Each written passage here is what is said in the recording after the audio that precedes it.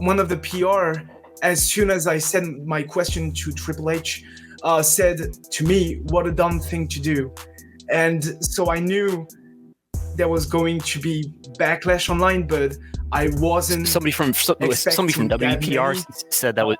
Sorry, Lucas. Somebody from WPR said that was a dumb thing to do, to ask your question. Yeah, right after I asked it, he looked at me and said, "What a dumb thing to do." Wow.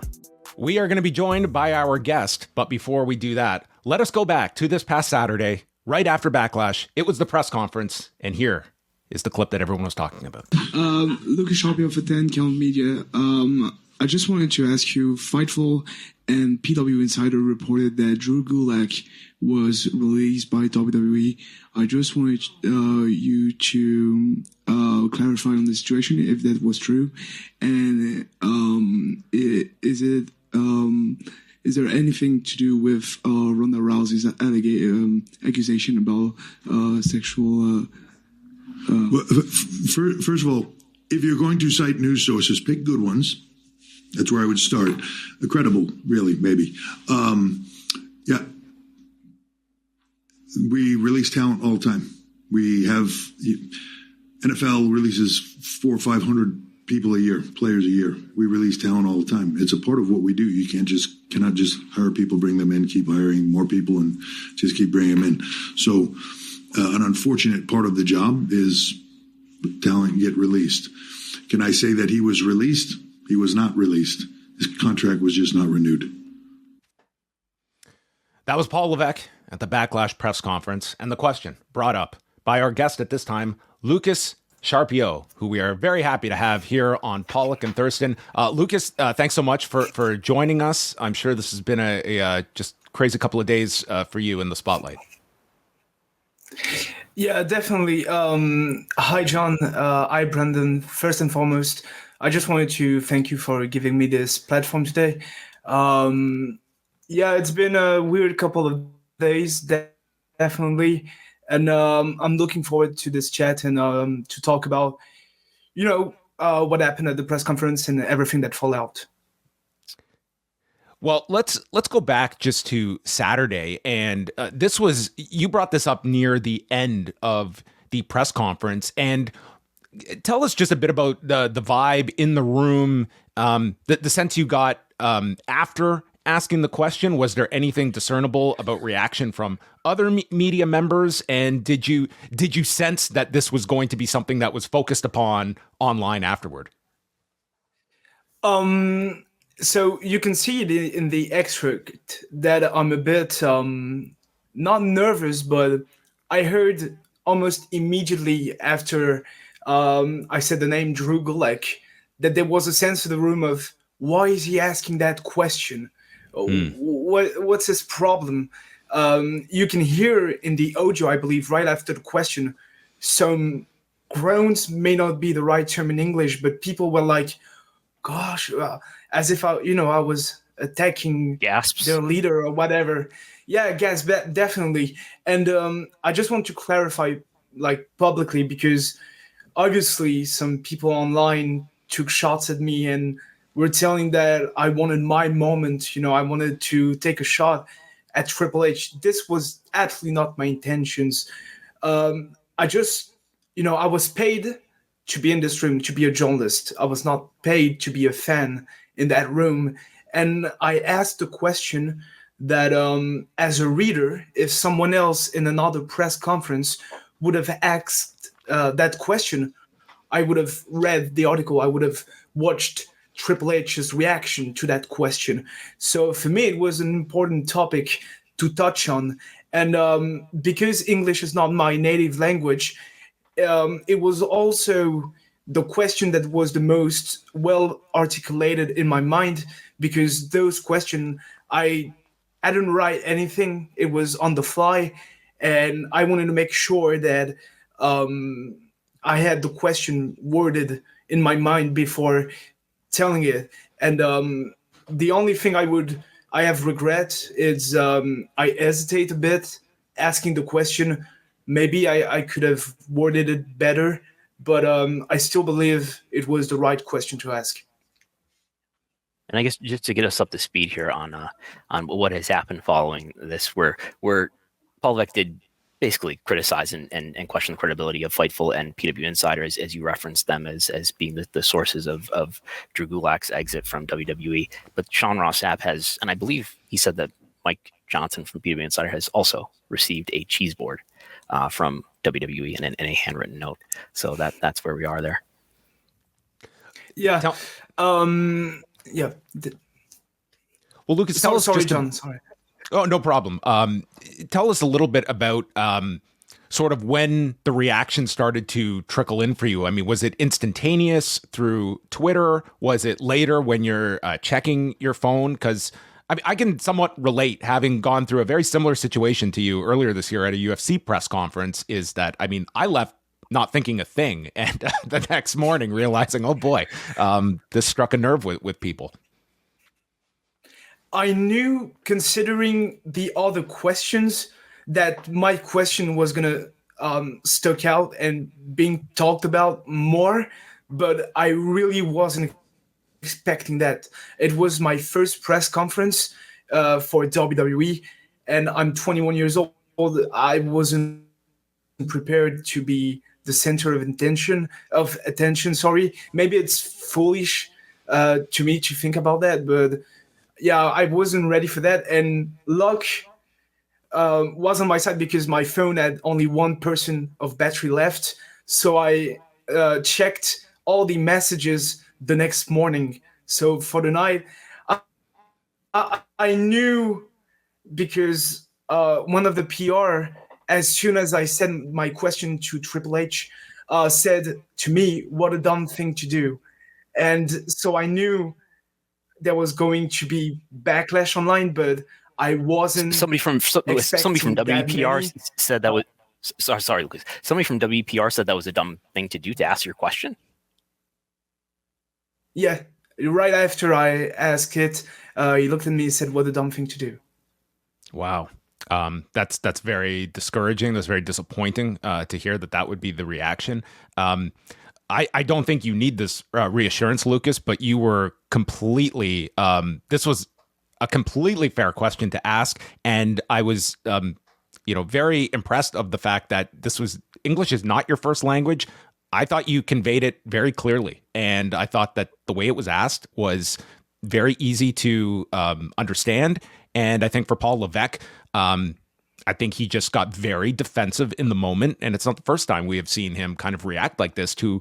I hazard to even call this a confrontational question, because this happened 24 hours ago, totally relevant question to be asking, and I think that he just then seized on the Ronda Rousey portion and attributed it incorrectly to PW Insider and Fightful, who had not reported that, nor were you linking that to them. That was a clear follow-up from you about whether it was a result of the Ronda Rousey accusation, which anyone would kind of put those two together as well. I was disappointed with Paul Levesque's reaction, and I'm even more disappointed to hear that this PR person would have had that reaction to you. And just, this is one PR person, but nonetheless, I think that's a horrible message to send to your press corps of what are or are not questions that they want to be asked at a press conference. Yeah, and one thing I really want to clarify, and once again, I'm thankful that you gave me this platform. By no means I implied that PW Insider and Fightful reported that Drew Gulak was released because of the Ronda Rousey's allegation. I saw that on Twitter, and even if you think my sentence was poorly worded, which to an extent I also think it is, I could have done better, but that is something I never said. Like I said, I'm 21 years old. I'm new to the space. I've been, covering wrestling for like 3 years, but I have a lot to learn. I can take valid criticism, but I can take valid criticism on something I didn't do. And that I never said. Yeah, I think we're all preaching to the same choir here, but I don't think, despite English not being your first language, there was nothing confusing about your question, in my view. There was nothing, and I don't think Paul Levesque's response to your question even gave the impression that he didn't that he didn't understand your question in a way other than what it was meant to be understood as. I don't think he responded to it in a way that suggested that he thought that you were saying that Gulak was separated from WWE because of what Ronda Rousey said. I don't think he was even saying that. I think what he was saying, clearly what he was saying was that he was trying to emphasize a difference between being released in the middle of your contract and having your contract decided to not be renewed, and your contract means just being allowed to be expired, which was, according to him, that's what was happening with Drew Gulak. He was not cut in the middle of his deal, but they were just letting his deal expire with no renewal. And he didn't answer the real heart of your question, which was, did his exit from WWE have anything to do with what Ronda Rousey said when she was on News Nation in April? Yeah, and of course, because the question had to be short because it was the last one. I couldn't say out loud my implicature, but what I implied by saying that question is WWE is currently involved in a sex trafficking lawsuit, and it's not just Vince McMahon's lawsuit; it's the entire culture of the company that is being talked about. Ronda Rousey, in her interview, the Drew Gulak extract is like for 30 up to 45 seconds, but she is describing an environment that is toxic to women. And what I wanted to imply by my question is, are you doing things to make sure that your locker room and your company is safer for women? But of course, I couldn't say out loud that implicature. But that's what I wanted to know from Triple H at that moment. What was your kind of impression of these press conferences going in, from ones that maybe you viewed from afar, and now having the experience going through it, even separating your own question and answer with Paul Levesque to just the overall vibe of the media, and if any kind of thought you have just having gone through the experience of a WWE press conference now that you've attended one?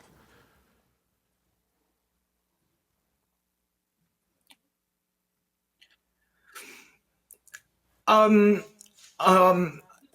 other people's work, they do them, I do me, but I always find funny is not the right term, but that WWE is so scared about those more serious questions, where at the same time they want their product, they want their company to feel more legitimate to the mainstream audience. And if you want your product to feel legitimate, you should be ready to be asked about more serious topics and not just kayfabe questions. And this answer from Triple H, for me, it's not surprising at all. Triple H's hatred for wrestling media is not new. What he seemed to forget is that wrestling media are often useful to him, because we can see, for example, with them doing the release now instead of them on WWE.com. I think it's the case since 2021. I don't believe they put an article for the release, but wrestling media are useful to them, to the company. So I wasn't surprised by Triple H's answer.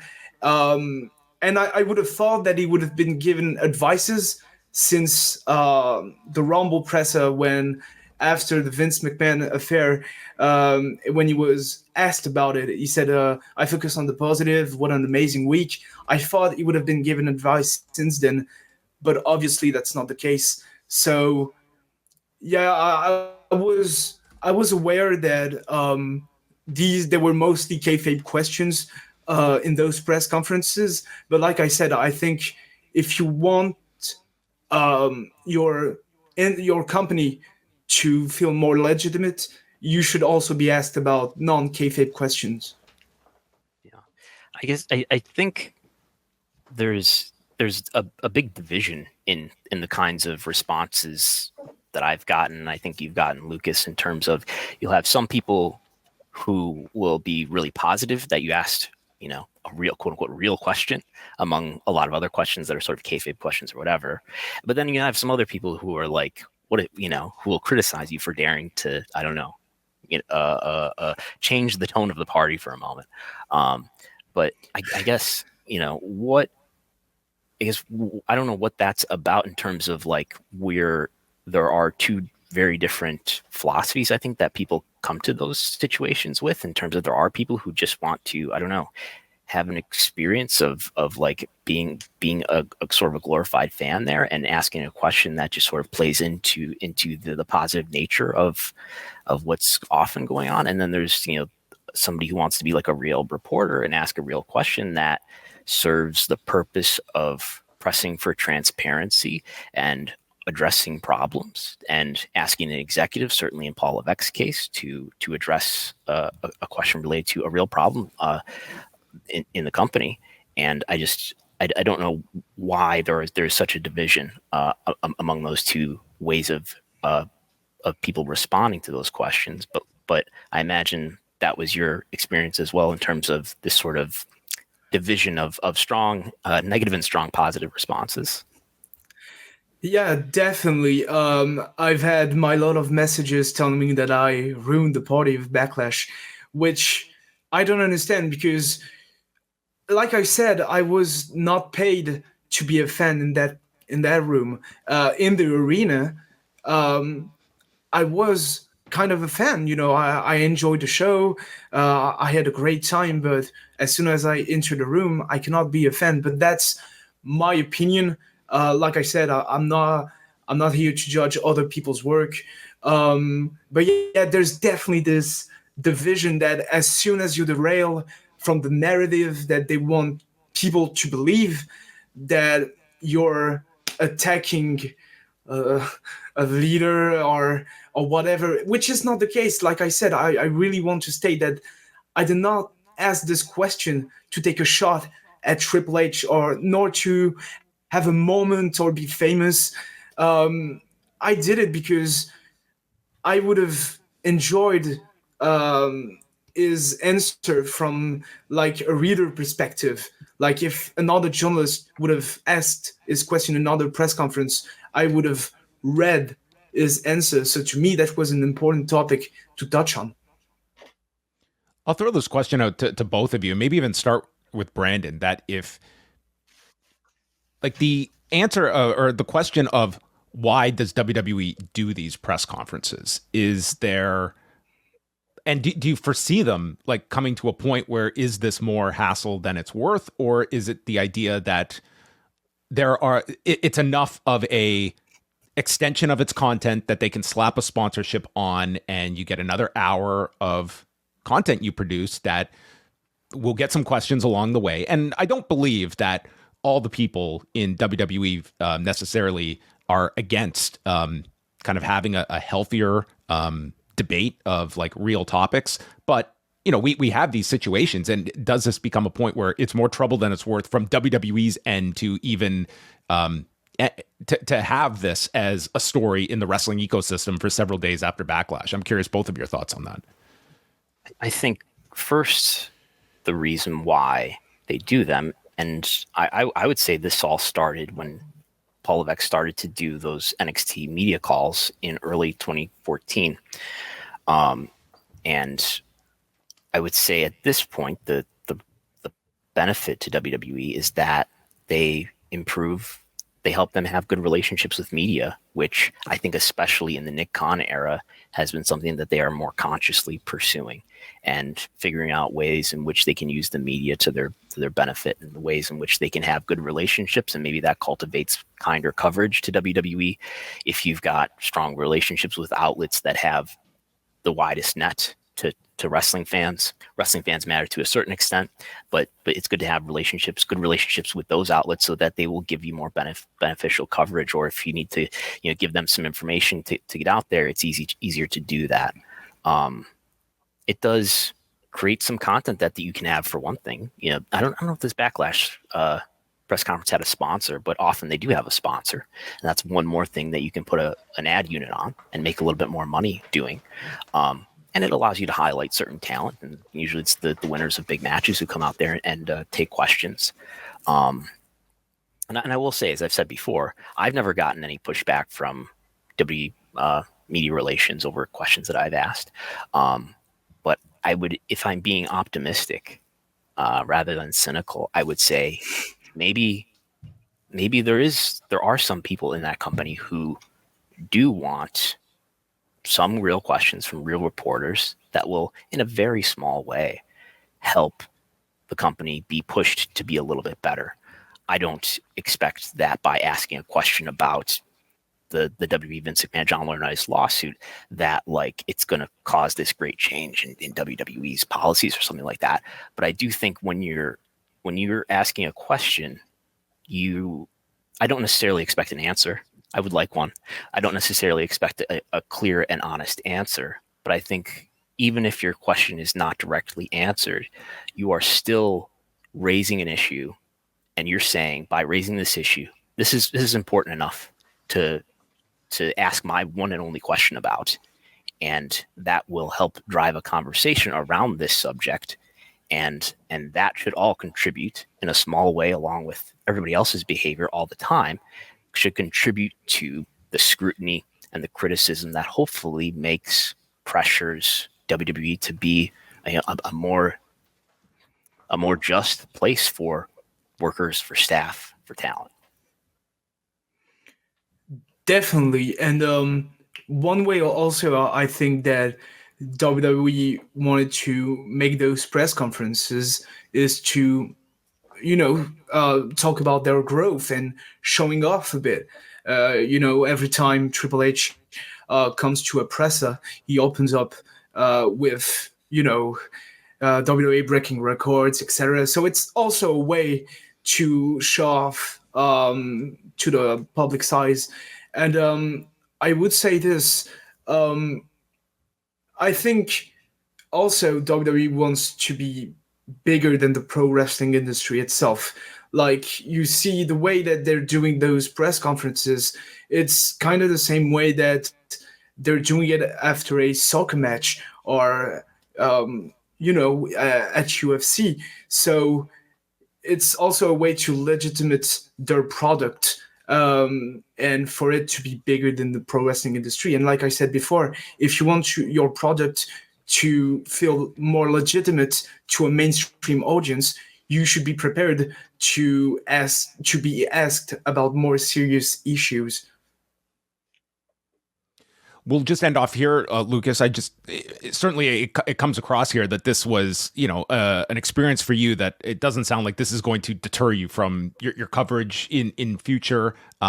It's always something I am concerned about, especially for like younger reporters that are just thrown into this online. It can be horrible when you get this kind of a response.